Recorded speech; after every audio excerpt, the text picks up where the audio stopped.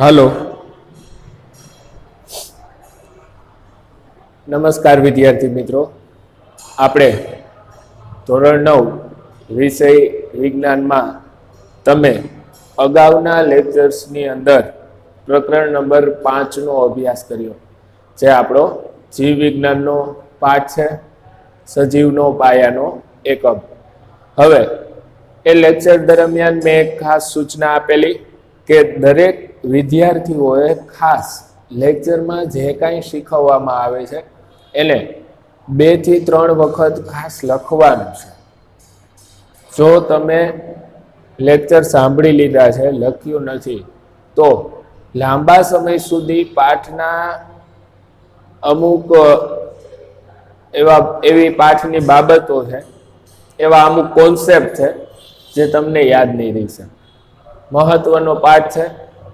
જો હજી કોઈ લખેલ ના હોય તો ખાસ એને લખજો, બરાબર? હવે આપણે ભૌતિક વિજ્ઞાનની અંદર 8મો પાઠ પ્રકરણ નંબર 8 ગતિ વિશેનો અભ્યાસ કર્યો હતો. તો આ પ્રકરણમાં તમે શું શીખ્યા હતા? તો સૌ પ્રથમ તો આપણે એ બાબત શીખ્યા હતા કે ભૌતિક વિજ્ઞાનની દ્રષ્ટિએ કોઈ પણ પદાર્થની 2 અવસ્થા હોય. તમને પ્રશ્ન થાય કે સર, તમે આની પહેલા આપણને શીખડાયું ત્યારે એમ કહેતા હતા કોઈ પણ પદાર્થની ખૂબ જ જાણીતી 3 અવસ્થા છે, ઘન, પ્રવાહી અને વાયુ. એ રસાયણ વિજ્ઞાનની દ્રષ્ટિએ છે. હવે જે આપણે વાત કરીએ છીએ એ વાત પદાર્થની ભૌતિક વિજ્ઞાનમાં ગતિની દ્રષ્ટિએ વાત કરીએ છીએ. તો ભૌતિક વિજ્ઞાનની અંદર ગતિની દ્રષ્ટિએ જોવા જાવ એટલે પદાર્થની અવસ્થા આવશે 2. અહીંયા ઘન ને પ્રવાહીની વાત નથી, ફરીથી કહી દઉં, ઘન, પ્રવાહી, વાયુ એઝ ઇટ ઇઝ એક્ઝેક્ટ જેમ છે એમ જ છે. એમાં કોઈ આપણે ચેન્જ નથી કરતા, એમાં ફેરફાર નથી કરતા. હું વાત કરું છું ગતિની દ્રષ્ટિએ પદાર્થની 2 અવસ્થા હોય. હું તમને ઉદાહરણ દ્વારા આ બાબત શીખડાવીશ. આપણે પ્રકરણ નંબર 8 માં તો શીખ્યા છીએ. ફોર એક્ઝામ્પલ, તમે કોઈ એક શાંત જગ્યાએ પહાડી પર બેઠા છો. વિચારજો, શાંત એક જગ્યા છે, એકદમ એક પહાડી ઉપર બેઠા છો, બરાબર? આસપાસની વસ્તુઓનું નિરીક્ષણ કરો છો. તમને મોટા મોટા પથ્થરો દેખાય છે. મોટા મોટા પથ્થરો, આ એક વસ્તુ ધ્યાનમાં રાખો. પછી તમે થોડે દૂર નજર કરો છો ને, તો પક્ષીઓનું એક ગ્રુપ છે, આખું ઝુંડ એ ઉડે છે, બરાબર? ફરી પાછી નજીક નજર કરો ને તો પથ્થરો તો દેખાણા છે, સાથે સાથે નાનું નાનું ક્યાંક ક્યાંક ઘાસ દેખાય છે. અને પવનના લીધે ઘાસ છે ને હલનચલન કરતું એવું જણાય છે. તો અહીંયા હવે ધ્યાનપૂર્વક વિચારો કે તમે જે પથ્થર જોયા હતા એ કેવી અવસ્થામાં હતા? કોની સાથે સરખામણી કરશો? તો કે તમે જે પક્ષીઓ જોયા હતા ને એની સાથે. તો પથ્થર તમે જે જોયા હતા ને એ એક ને એક જ જગ્યાએ રહેતા હતા, બરાબર ને? તો એ ભૌતિક વિજ્ઞાનમાં ગતિની દ્રષ્ટિએ સ્થિર અવસ્થા ગણે, બરાબર? જો પદાર્થ પોતાનું સ્થાન ન બદલાવતો હોય, એકને એક સ્થાન ઉપર જ પદાર્થ પડ્યો, તો ભૌતિક વિજ્ઞાનની દ્રષ્ટિએ ગતિની આ અવસ્થા સ્થિર અવસ્થા કહેવાય, બરાબર? બીજું ઉદાહરણ લઈએ કે પક્ષીઓ છે, એને તમે જુઓ છો તો થોડોક સમયમાં એક સ્થાનેથી બીજા સ્થાને પહોંચી જતા, બરાબર ને? ઉડતા હતા પક્ષીઓ, એવા પક્ષીઓ તમે જોયા તો એ થોડાક સમયમાં શું થયું? એક સ્થાનેથી ક્યાં પહોંચી ગયા? બીજા સ્થાને. તો આ પ્રકારની પદાર્થની અવસ્થાને કહેવાય પદાર્થની ગતિમાન અવસ્થા. એટલે ગતિની દ્રષ્ટિએ પદાર્થની 2 અવસ્થાઓ છે. પદાર્થની સ્થિર અવસ્થા પહેલી, બીજી પદાર્થની ગતિમાન અવસ્થા. જો પદાર્થનું સમયની સાથે સ્થાન બદલાતું નથી તો એ સ્થિર અવસ્થા કહેવાય. જો પદાર્થનું સમયની સાથે સ્થાન બદલાઈ જાય છે તો એ ગણાય ગતિમાન અવસ્થા, બરાબર? આ ઉપરાંત તમે શું શીખ્યા તો કે ત્યારબાદ તમે શીખ્યા ગતિનો પ્રકાર, નિયમિત ગતિ અને અનિયમિત ગતિ. બરાબર? ગતિના બે પ્રકાર હોય, નિયમિત ગતિ હતું અને અનિયમિત ગતિ હતું. કે જો પદાર્થ એક સરખા સમયગાળામાં એક સરખું અંતર કાપે તો નિયમિત ગતિ, એક સરખા સમયગાળામાં એક સરખું અંતર ન કાપે તો અનિયમિત ગતિ. આ સિવાય તમે ગતિને લગતી અમુક બાબતોનો અભ્યાસ કર્યો, અંતર, સ્થાનાંતર, એ પણ શીખ્યા કે અંતર અને સ્થાનાંતરમાં શું તફાવત છે. બરાબર? અંતર છે એ પથ લંબાઈ છે, જે રસ્તો પસંદ કરવામાં આવેલો છે તેની લંબાઈ એટલે અંતર કહેવાય. પણ બે સ્થાન વચ્ચેનું અંતર જે સીધી રેખામાં હોય એને કહેવાય સ્થાનાંતર. આપણે ખેડૂત વાળો એક દાખલો પણ જોયો હતો કે જેમાં કેટલું અંતર કપાય છે, કેટલું સ્થાનાંતર થાય છે, એ બાબતની માહિતી મેળવી હતી. ઉપરાંત આપણે એક ઉદાહરણ એવું પણ જોયું હતું કે જેમાં કોઈ વ્યક્તિ પોતાના ઘરેથી શાળાએ આવે, શાળાએથી ઘરે જાય. બરાબર? ચાલીને આવ્યો હોય તો થાકી પણ જાય, મતલબ કે કાંઈક અંતર કપાયેલ છે. ફોર એક્ઝામ્પલ, બંને વચ્ચેનું અંતર, જે રસ્તેથી આવો છો એ રસ્તાની લંબાઈ 2 કિલોમીટર હોય તો ઘરેથી શાળાએ આવો, શાળાએથી ઘરે જાઓ એટલે 4 કિલોમીટરનું અંતર કપાય.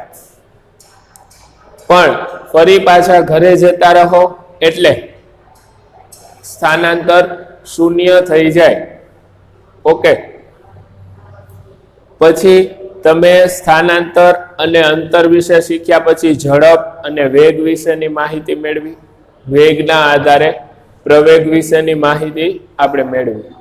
આ લેખ ઉપર નિરૂપણ કરવાનું હતું જુદા જુદા પ્રકારની ગતિનું, તો એ આપણા સિલેબસમાંથી કાઢી નાખવામાં આવ્યું છે આ વર્ષ પૂરતું, એટલે એ બાબતને આપણે કટ કરેલી હતી. બરાબર? જે ગતિ વિશે તમે અગાઉ શીખ્યા હતા એ જ ગતિનું આલેખ ઉપર નિરૂપણ કરવાની વાત હતી, જેને આપણે ડિલીટ કર્યું છે એટલે શીખ્યા નથી. હવે આપણે આગળ તમારા ભૌતિક વિજ્ઞાનનો 9મો પાઠ, બળ તથા ગતિના નિયમો વિશે અભ્યાસ કરવા માટે જઈ રહ્યા છીએ. પ્રકરણ નંબર 9, બળ તથા ગતિના નિયમો. બરાબર? બળ અને ગતિના નિયમો જે પાઠનું નામ છે તેના વિશે આપણે અભ્યાસ કરવા માટે જઈ રહ્યા છીએ.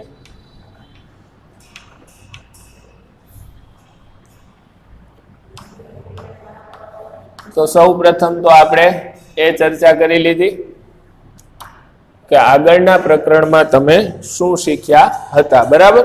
હવે આ પ્રકરણની અંદર તમે શું શીખવાના છો એ બાબતની જો ચર્ચા કરું તો ફરી પાછી એક બાબત આવશે કે ગતિની દ્રષ્ટિએ પદાર્થની બે અવસ્થા છે. ગતિની દ્રષ્ટિએ પદાર્થની કેટલી અવસ્થા છે? તો કે બે અવસ્થા છે. આપણે પાઠ વિશે હાલમાં સામાન્ય માહિતી મેળવી રહ્યા છીએ, જે અગાઉના પ્રકરણની અંદર પણ મેળવી હતી. ગતિની દ્રષ્ટિએ પદાર્થની બે અવસ્થા છે. તો આપણને પ્રશ્ન થાય કે કઈ બે અવસ્થા? હજી હમણાં જ મેં કીધું કે ગતિની દ્રષ્ટિએ જોવા જઈએ તો પદાર્થની બે અવસ્થાઓ એટલે સ્થિર અવસ્થા અને ગતિમાન અવસ્થા. પદાર્થ સ્થિર અવસ્થામાં છે એમ ક્યારે ગણાય? તો કે સમયની સાથે સ્થાન ન બદલાય તો તમે એવું ગણી શકો કે પદાર્થ સ્થિર અવસ્થામાં છે. ગતિમાન અવસ્થામાં છે એમ ક્યારે કહી શકાય? તો કે પદાર્થનું સમયની સાથે સ્થાન બદલાતું હોય તો એમ કહી શકાય કે પદાર્થ ગતિમાન અવસ્થામાં છે. બરાબર? હવે દાખલા તરીકે હું તમને એક ઉદાહરણ આપું છું કે તમે આટલા પદાર્થો જુઓ છો,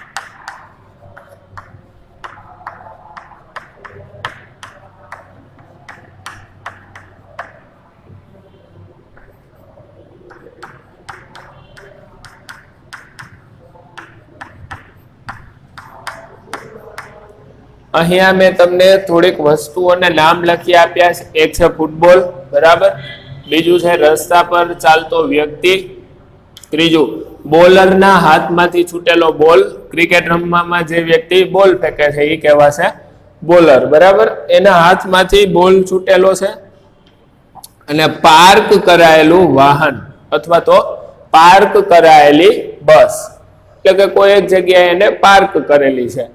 તો આટલા મેં તમને ઉદાહરણ આપેલા છે, એની અંદરથી આપણે શોધવું છે કે કયો પદાર્થ સ્થિર અવસ્થામાં છે અને કયો પદાર્થ ગતિમાન અવસ્થામાં છે. તો સૌ પ્રથમ તો ફૂટબોલ. હવે આપણને એમ થાય કે ફૂટબોલ તો ગતિમાન અવસ્થામાં જ હોય ને, બરાબર. હવે અહીંયા મેં કોઈ એવી સ્પષ્ટતા કરેલ નથી કે કિક મારી છે કે નહીં ફૂટબોલને. તો તમે ફૂટબોલનો બોલ તમારી નજર સમક્ષ જુઓ, બરાબર, કઈ એને કોઈ કિક મારેલ નથી કે એના ઉપર કોઈ પ્રકારનું બળ લાગેલું નથી, તો એ પદાર્થ કઈ અવસ્થામાં હશે? તો કે સ્થિર અવસ્થામાં. સ્થિર, બરાબર. પછી રસ્તા ઉપર ચાલતો વ્યક્તિ, તો જો વ્યક્તિ ચાલે છે એનો મતલબ એની કઈ અવસ્થા થાય? તો કે ગતિમાન. પછી બોલરના હાથમાંથી છૂટેલો બોલ, બોલરના હાથમાંથી બોલ છૂટ્યો તો ફેંકવા માટે, બરાબર, અથવા તો ફેંકેલો છે, તો ફેંકેલી વસ્તુ છે, મતલબ કે કઈ અવસ્થામાં છે? ગતિમાન. પછી અમુક સમય પછી એ સ્થિર થવાનો, નો ડાઉટ. પછી છે પાર્ક કરાયેલ બસ, તો પાર્ક કરાયેલ બસ સમયની સાથે એનું સ્થાન બદલતી નથી, એક ને એક જ જગ્યાએ રહે છે. તો પાર્ક કરાયેલી બસ છે એ શેનું ઉદાહરણ થશે? તો કે સ્થિર અવસ્થાનું, બરાબર. હવે જે સમજવા લાયક બાબત છે એના વિશે વાત કરું તો ખાસ ધ્યાનપૂર્વક કે બોલર છે, બરાબર, એને બોલ ફેંકી દીધી. બેટ્સમેન છે એ બોલને રમતો નથી, જવા દે છે. પાછળ વિકેટ કીપર ઊભો છે, એના હાથમાં બોલ આવે છે. અથવા તો તમે કોઈ એક બોલ ફેંકો, સામે તમારા મિત્ર ઊભા હોય, એને બોલ કેચ કરી લીધો, તો જ્યારે બોલ ફેંકેલો ત્યારે ગતિમાન અવસ્થામાં હતો, જેવો કેચ થાય છે એટલે સ્થિર અવસ્થામાં આવી જાય, બરાબર. આ જ રીતે તમે કોઈ એક ફૂટબોલને ખુલ્લા મેદાનની અંદર એક ફૂટબોલને કિક મારો જોરથી, તો અમુક સમય પછી શું થશે? તો કે અમુક સમય પછી તમે કિક મારી લીધી છે એટલે બોલ છે એ આગળ વધતો જતો હોય, બરાબર, પણ અમુક સમય પછી હવે એવું થશે કે બોલ સ્થિર થઈ જશે. તમે રસ્તા ઉપર સાયકલ લઈને જતા હો, પેડલ મારો ત્યાં સુધી સાયકલ આગળ વધતી જ જાય છે, પણ પેડલ મારવાનું બંધ કરો એટલે સાયકલ સ્થિર થાય છે, ઊભી રહી જાય છે. તમે બધા વાહન પણ ચલાવતા હશો, જ્યાં સુધી એક્સેલરેટર આપો તો વાહન આગળ વધતું જ જાય છે, પણ એક્સેલરેટર બંધ કરી દો કે બ્રેક મારી દો એટલે વાહન સ્થિર થાય છે. એટલે જ્યારે ગતિનો ખ્યાલ હાલમાં જેટલો વિકસિત છે એટલો વિકસિત ન હતો, એવા સમયે એવું માનવામાં આવતું હતું કે પદાર્થની પ્રાકૃતિક અવસ્થા એ સ્થિર અવસ્થા છે. પદાર્થની પ્રાકૃતિક એટલે કુદરતી, કે પદાર્થ કુદરતી રીતે તમને જોવા મળે ને તો એ સ્થિર અવસ્થામાં જ હોય. એના ઉપર કાંઈક ધક્કો મારો કે એને ખેંચો તો પદાર્થ ગતિમાં આવે. જો પદાર્થ પ્રાકૃતિક રીતે જોવા મળે એટલે કે પદાર્થની પ્રાકૃતિક અવસ્થા, તો કઈ અવસ્થા હોય? તો કે સ્થિર અવસ્થા. બરાબર? પદાર્થ, ફરીથી કહું છું, પદાર્થ જે છે એની પ્રાકૃતિક અવસ્થા ખૂબ જ પહેલાના સમયની વાત છે. તો ત્યારે પદાર્થ જે છે એની પ્રાકૃતિક અવસ્થા એટલે સ્થિર અવસ્થાને ગણવામાં આવતી હતી. કારણ કે એ સમયે વૈજ્ઞાનિકો એવું વિચારતા હતા કે જો કોઈ પદાર્થ છે એને ધક્કો મારવામાં આવે કે ખેંચવામાં આવે, પછી ધક્કો મારવાનું ખેંચવાનું બંધ કરી દે એટલે પદાર્થ પાછો સ્થિર થઈ જાય છે. એટલે આ એની મૂળભૂત અવસ્થા હોવી જોઈએ કે જેવું બળ લાગવાનું બંધ થાય એટલે શું થાય છે? તો કે એટલે પદાર્થ છે સ્થિર અવસ્થામાં આવી જાય છે. બરાબર? તો આના લીધે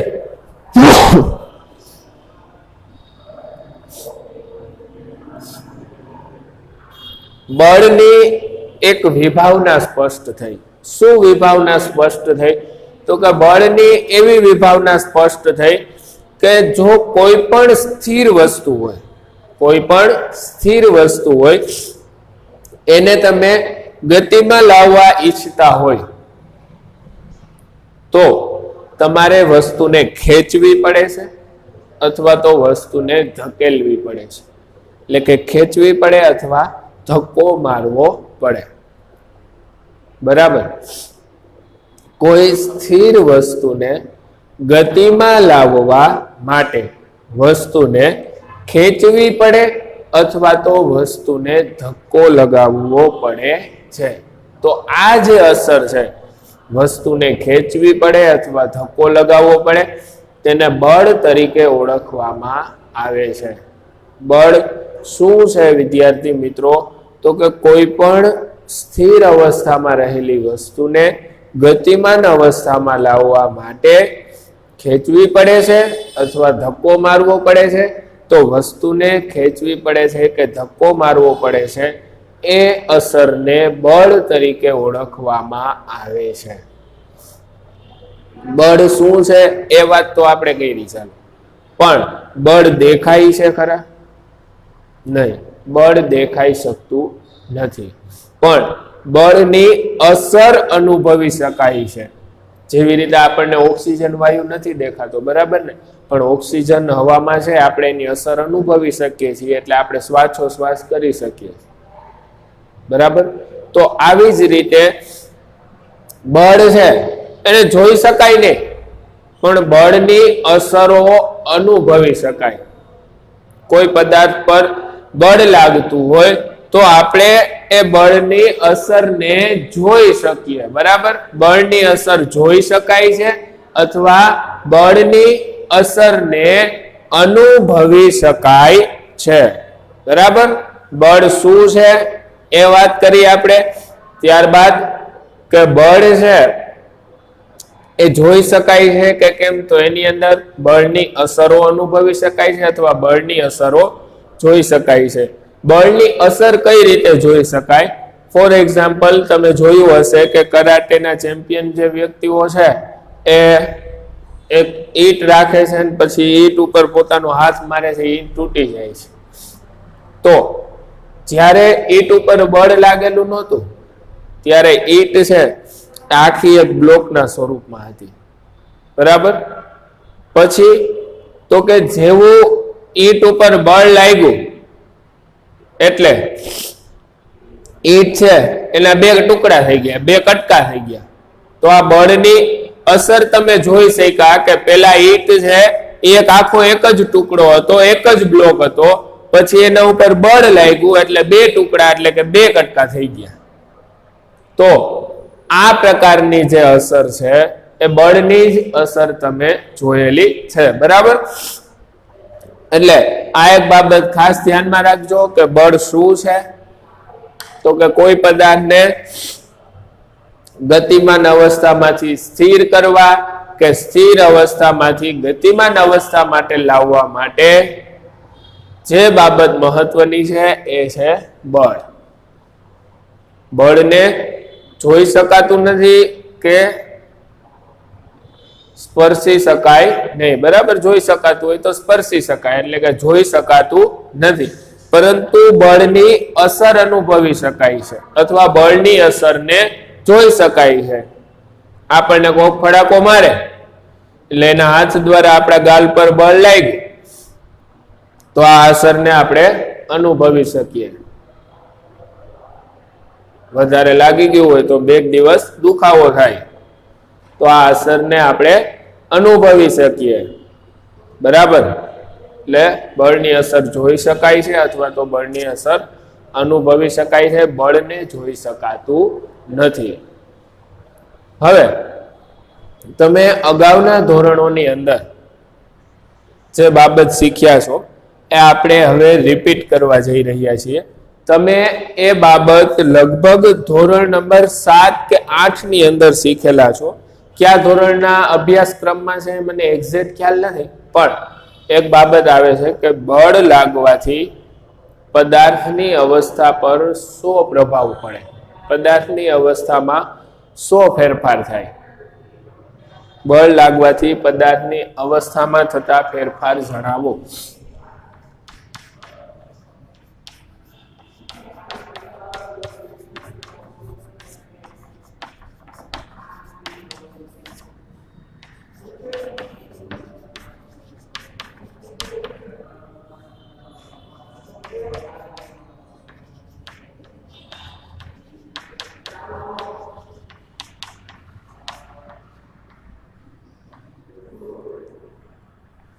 બળ લાગવાથી પદાર્થની અવસ્થામાં થતા ફેરફાર જણાવો.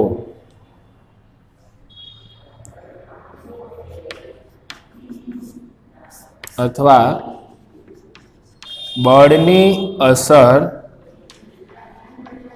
વિશે નોંધ લખો.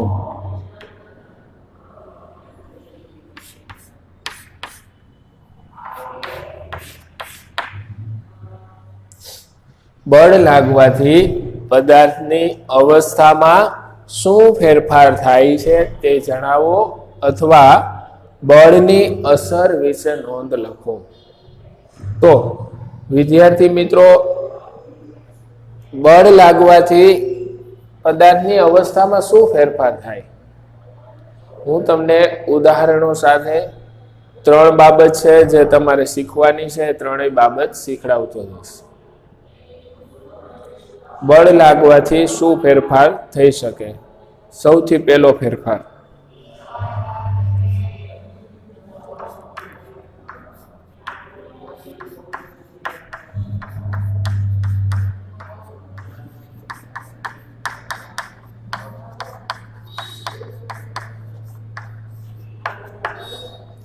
પદાર્થનો આકાર બદલાય છે. દરેક વખતે આવું જરૂરી નથી. તમે કોઈ દિવાલ ઉપર ધક્કો મારો એટલે કે તમે દિવાલ પર બળ લગાવો, બરાબર, ધક્કો મારવો, ખેંચવું એ બળ જ છે, તો દિવાલનો આકાર નહીં બદલાય, બરાબર. પરંતુ તમે કોઈ સ્પ્રિંગને હાથમાં લઈ એને ખેંચો તો સ્પ્રિંગનો આકાર બદલાઈ ગયો.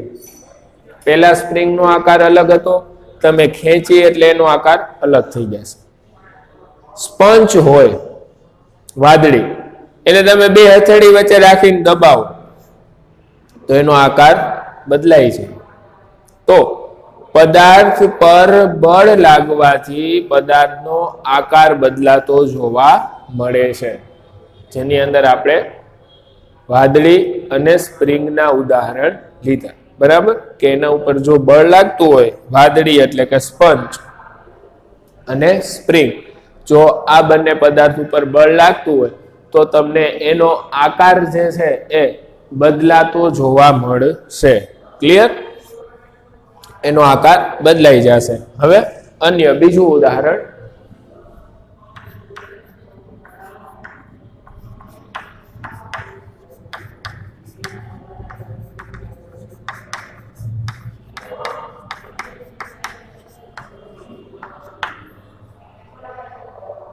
બળ લગાડવાથી પદાર્થનું સ્થાન બદલાય છે. જો કોઈ પદાર્થ ઉપર બળ લાગે તો એવું થાય છે કે પદાર્થનું સ્થાન બદલાય. ફોર એક્ઝામ્પલ, આપણા ઘરનું કોઈ બારણું હોય એ બંધ કરેલું હોય, બરાબર, પછી એ બારણાનો તમે આગળિયો કે કડી ખોલી એટલે ધક્કો મારો એટલે એ બારણું છે એ પોતાનું સ્થાન બદલાવી નાખે છે. બંધ હતું એને એ સ્થાન ઉપર બારણું રહે તો તમે અંદર દાખલ જ ન થઈ શકો, પણ બારણાને ધક્કો મારો છો, બારણું પોતાનું સ્થાન બદલાવી નાખે છે. કોઈ વસ્તુ એક જગ્યાએ પડેલી હોય, દાખલા તરીકે તમારું પાઠ્યપુસ્તક, એને ઉંચકી અને બીજી જગ્યાએ મૂકો તો તમે ઉંચકો છો એટલે કે બળ લગાડો છો, બરાબર. તો તમે બળ લગાડ્યું એટલે શું થયું? તો કે બળ લગાડવાથી પદાર્થનું સ્થાન બદલાઈ શકે છે. ખસેડો, તમારી બુક છે ટેબલ ઉપર પડેલી છે, એકદમ ખસેડો તો એ એક જગ્યાએથી બીજી જગ્યાએ જતી રહેશે. તો બળ લાગ્યું તો શું થયું? તો કે બુકનું સ્થાન બદલાઈ ગયું. દરવાજાનું ઉદાહરણ લીધું હતું તો દરવાજાનું સ્થાન બદલાઈ ગયું. એટલે કે બળ લાગવાથી પદાર્થનું સ્થાન જે હોય છે બદલાય છે, બરાબર.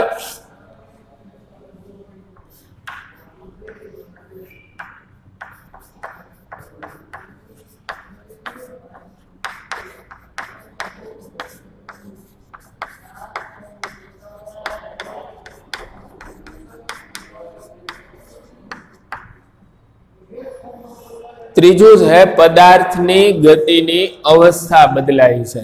હમણાં જ આપણે શીખ્યા કે પદાર્થની ગતિની અવસ્થાઓ બે છે, સ્થિર અને ગતિમાન. તમારી પાસે જે વાહન છે, બરાબર, એ વાહનને તમે સ્ટાર્ટ કરી અને જેવું એક્સિલરેટ આપો છો એટલે વાહન છે એ ધીમે ધીમે ગતિ કરવાની શરૂઆત કરે છે. જ્યાં સુધી તમે વાહનને સ્ટાર્ટ કર્યું નહોતું અથવા તો એક્સિલરેટર આપ્યું નહોતું, એટલે કે લીવર, જેને આપણે ગુજરાતી ભાષામાં લીવર કહીએ છીએ, બરાબર, જ્યાં સુધી તમે એક્સિલરેટર એટલે કે લીવર આપ્યું નહોતું ત્યાં સુધી વાહન કઈ અવસ્થામાં હતું? સ્થિર અવસ્થામાં. સાચો જવાબ છે. તો એ સ્થિર અવસ્થામાં વાહન હતું. જેવું તમે એક્સિલરેટ આપ્યું એટલે વાહનનું જે વ્હીલ છે એના ઉપર એન્જિન દ્વારા બળ લાગશે. તો સ્થિર અવસ્થામાંથી ગતિમાન અવસ્થામાં આવ્યું તો શું થયું? ગતિની અવસ્થા બદલાણી. આવી જ રીતે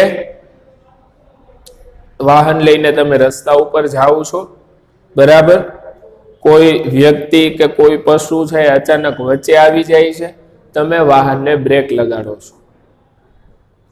બ્રેક લગાડ્યું એટલે વાહન છે એની ગતિની વિરુદ્ધ દિશામાં તમે બળ લગાડ્યું. બળ લાગ્યું તો વાહન ગતિમાન અવસ્થામાં હતું, એમાંથી વાહન કઈ અવસ્થામાં આવી જશે? સ્થિર અવસ્થામાં, બરાબર. તો આ ત્રણ અસરને તમારે યાદ રાખવાની છે વ્યવસ્થિત રીતે, કે પદાર્થનો આકાર બદલાઈ શકે, પદાર્થનું સ્થાન બદલાઈ શકે અને પદાર્થનો જે ગતિની અવસ્થા છે એ બદલાઈ શકે છે. ચોથી પણ અસર છે, પણ પેલી ત્રણ યાદ રાખશો તો પણ ચાલશે, ચોથી યાદ રાખવાની જરૂર નથી.